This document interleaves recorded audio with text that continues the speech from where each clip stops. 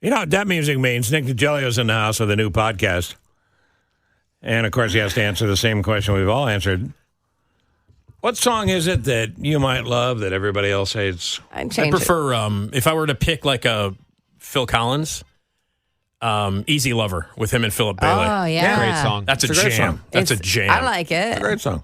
That's because Philip Bailey's involved. That's one of the reasons, because he's with Earth, Wind, and Fire. So right there. I probably didn't mention, but I believe that Homeland Security should have arrested this band a long time ago.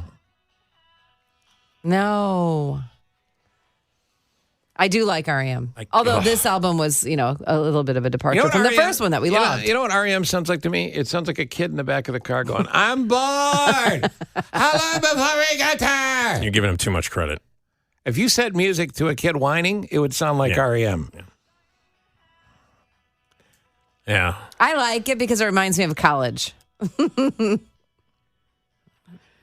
Doesn't bail bonds remind you of college? We were shiny and happy at all times. Michael Stipe. Oh, God. One of the most annoying people in the history of music. You have a song that you like that people don't like? Yeah, I got a couple of them. Well, yeah. I love When It's Over by Sugar Ray. Really? Oh, God. I love that song. That makes me laugh. One of the catchiest songs of all time.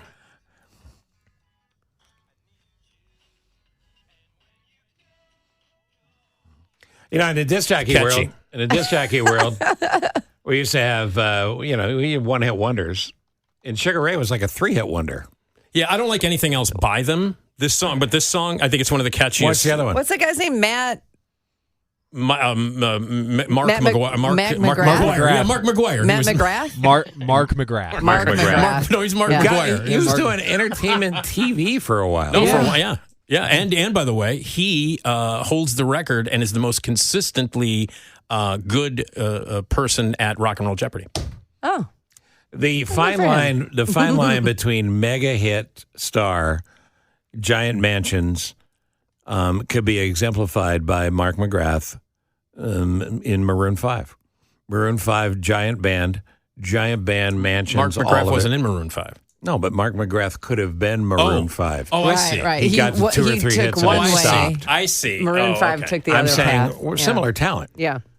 Similar sound. Yeah, I guess. I mean, I only like the one song. Similar vibe. I only like the one song. Yeah. That's the only Well, no, I blame you. Yeah.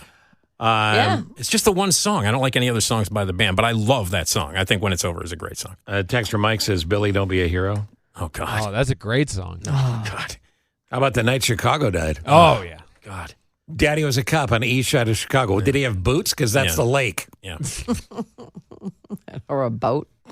I don't know.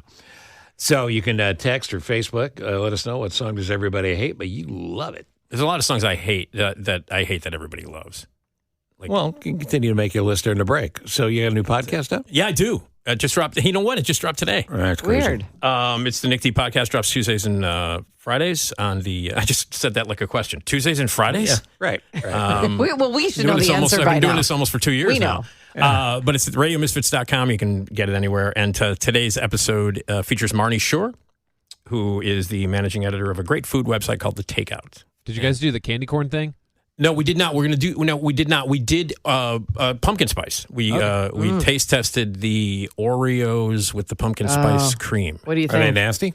No, they're good. I mean, they don't rest. There's not a whole lot of orange, pumpkin spice kick to them. Mm-hmm. But they're sweet and they're fine and they do the job. They're okay. We talk a little bit about that, and there's a lawsuit against Arby's for false advertising the amount of meat that they put on a sandwich. So we talk about that. Are there a lot of people rolling through Arby's measuring? Yeah. Just you gotta measure your meat, Steve. The same people who are slipping in the produce department at Jewel to file a lawsuit and spilling McDonald's coffees in their laps. Can you imagine if it's like 11 o'clock on a Saturday night, you're rolling through Arby's because it's open? Yeah. And you got a food scale next to you, and you're pulling your roast beef out and measuring it. This isn't quite 4 ounces of meat. Yeah, you guys don't quite have the meats, I'm telling you right now. Yeah. But yeah, there's a lawsuit, and we talk about that. And then Esmeralda, who's my co-host, and I, we talk about Mary Lou Henner's insane memory. I'm sure you know about that. Oh, my gosh. I love that she has that crazy memory. She'd been on the air with me a bunch where she would play those games. So great. And then we also talked about Gina Davis has a very incredible distinction for something that she did in a movie that the first time a woman ever did it. Oh, okay. And I can't tell you what it is. Well, that's a tease. You can go to you can check it out on the. Okay. SNL podcast? Yeah, this week's SNL podcast, which is out right now, is with Katie Rich, an interview with Katie Rich, one of the best interviews I've ever had the pleasure of doing. She spent 6 seasons on SNL writing specifically for Weekend Update. She also was from here. She spent a lot of time in Chicago. She started out as IO. She started out in IO working with them. And then she did tour co at Second City and was on the main stage there. And then got hired at Saturday Night Live and wrote for Weekend Update specifically. And we talk about how it got to the point because the news cycle changed so much now that they were literally writing up until air on Saturday nights. Sure. And she was there during 2016 when the world just kind of blew up. And she was on stage when the Cubs showed up to sing the song on Weekend Update with Bill Murray. That was great. She was on stage. But anyway, Katie Rich, she's fantastic, and it's a great interview, and she's really funny. That's a very specific style of writing. Writing monologue jokes is what it essentially comes down to. Yeah, you have to write them in news rhythm and and she talked about how she had what she had to put a package of jokes together in order for the audition. Mm-hmm. It's great. It's a great interview. She's fantastic, and that's the latest. That show hasn't been funny in years. Katie Rich, it's up now. Nick will talk about some movies that are out this weekend. Expendables 29, whatever it is. Tim says, Steve, there is an east side in Chicago, Nehegwich neighborhood, and other neighborhoods on the far southeast side. Yeah, I'm aware of that. However, when you release a song nationally or internationally and you say east side of Chicago, it's the lake. It's the lake. Yeah. So Nick Digilio hates Len Steal My Sunshine. He once threatened to drive into a tree if he heard it. Well, you're not driving there now. Not right now. I'm safe. I'll drive you home later. We're safe. Well, this is about as bad as it gets. Yeah. And man, I'll tell you something. You want to make this worse? Watch the video. You like Cake by the Ocean? Do I like what? Cake by the Ocean. Cake by the Ocean? Yeah, Cake by the Ocean. Same rhythm line as this. I don't know. So it's by Cake by the Ocean. No, Cake by the Ocean is a euphemism for having sex on the beach. Oh. Would you like Cake by the Ocean? God, man, get out of the house. Get out of the house. Live a little. Wait a minute. When did Cake by the Ocean become a thing? I don't know, 10 years ago? Yeah, this is why I don't know it. Was it 10 years ago? You were drinking then. 10 years ago? Yeah, I was drinking 10 years ago. Yeah. This is a song. I don't know what it is. But it's the same sort of... Listen, if it's not Black Sabbath, I don't care. It's got the same sort of disposable vibe. I like it. I didn't realize that was a song. Yeah. How do you not understand that that's sex on the beach? That's right. I had to look it up as well. I'm naive. I don't know. Yeah. Mm-hmm. Oh. I literally thought you're sitting by the ocean. Having cake. Yeah. Someone's birthday party. Well, doesn't it get sandy? I keep on hoping. Doesn't it get sandy? Why would they bring cake out to the beach? Must be a big birthday. Yeah. It's a party. It's 7:54. All right. Expendables, what are they on? 4. All right. Is there any reason to continue to do this? Yeah. Should you have quit or sooner? No. Are they still making money? Not really. I mean, the third one did okay. The first one was the biggest hit of the 4, and this was like Stallone's idea to get a whole bunch of the big action people into one movie.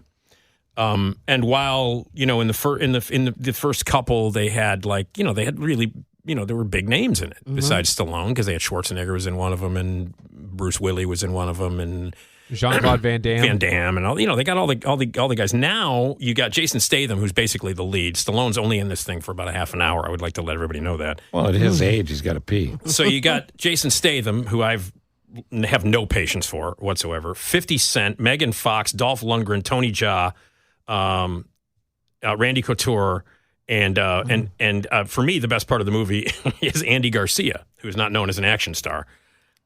What is he doing? He's one of the leaders. He's like one of the leaders of the operation. He just shows up with a toothpick in his mouth and a beret and just spouts a bunch of stupid lines. It's awful. There's people, there are terrorists who have detonators. Let's go get the detonators and we're going to blow stuff up. And there's going to be wacky repartee between between Dolph Lundgren, who can speak, one syllable words at a time, and Randy Couture, who, and then Megan Fox is like one of the major parts of the movie, and she couldn't act her way out of an invisible bag. And so, well, she's just there to be eye candy. I guess, if you want, if you think that's eye candy, sure. And then, she's beautiful. I mean, she's pretty. And then, anyway, stuff blows up, and Jason Statham's bald. That's And it's terrible. And on top of that, I can't believe they didn't use you in the slug line to promote the film. Stuff blows up and Jason Statham's balls. Nick Digilio. And if you like Jason Statham, I'm done with this guy, man. I've been done with him since the beginning. I've never liked the Guy Ritchie movies, the 2 smoking barrels and all that crap. I never liked any of that. And he's basically the main star of it. And the other thing is, like, they've added, for some inexplicable reason, they've got a lot of stuff and people are dying. I mean, the body count in this movie is like, I don't know, close to 30,000 people get killed. Oh, is that right? Wow, that seems like a lot. And they add all that fake CGI blood splatter, so it looks like a cartoon. So when someone gets shot in the head, it looks like Wile E. Coyote fell off. Did you sit through the whole movie then? You didn't walk out? Yeah, I don't usually walk out of Yeah, we haven't talked about that. What's a movie you've walked out of? I walked out of a movie last year. You're not going to know what it is. It's called Fear. And it was the first movie I walked out on. The last movie that I voluntarily walked out of, and this is a long time ago. A long, long time ago, was Ringmaster, which was the Jerry Seinfeld movie, or not Seinfeld, Jerry Springer. Oh. So Jerry Springer played himself in this movie called The Ringmaster. I remember the title, and I love. Was it a documentary? No, it was a wacky comedy, white trash comedy. Jamie Presley was in it, who I adore, and I left. That was the last time. That was like 1997 or 98, and that was the last time I walked out. You know, Miranda, that's a question of the day. What's a movie you walked out of? I can only think of one, and it was Meryl Streep, who's phenomenal, obviously. Sophie's Choice. Barr. She-Devil. She-Devil. Yeah, directed by Susan Saunders. It was awful, and they had Roseanne Barr with a giant boil on her face. It was a terrible movie. And no explanation of why she had it. And yeah, it's a terrible movie. I sat through that whole thing. Yeah, no, I left. See, that's the thing. You sit through it because you got to review it. I walked out of Crybaby with Johnny Depp. Oh, I love that movie. It's a great movie. Yeah, I don't know. John Waters, right? John Waters just got a Hollywood. Hollywood. Yeah. You just got a star on the Hollywood Walk of Fame. Yeah, I don't know it. All right, one more. Or 2 more, actually. Well, all right. It Lives Inside, which is the new horror film that had a really great marketing campaign, a great poster, and a great trailer. And then I went to see it, and it's really bad. Very disappointing and very derivative. It has a great plot. It's about a teenage girl who is rebelling against her Indian and Hindu beliefs that her mother so strongly believes, and a Hindi demon possesses her and her friends. And it's a great idea, but it's so derivative. Like these people, like they literally at one point say, "You're going to die in 7 days," which is taken directly from The Ring. And there's a moment in the movie where a girl climbs up. Like not out of a TV, but climbs up and does the whole Ring thing.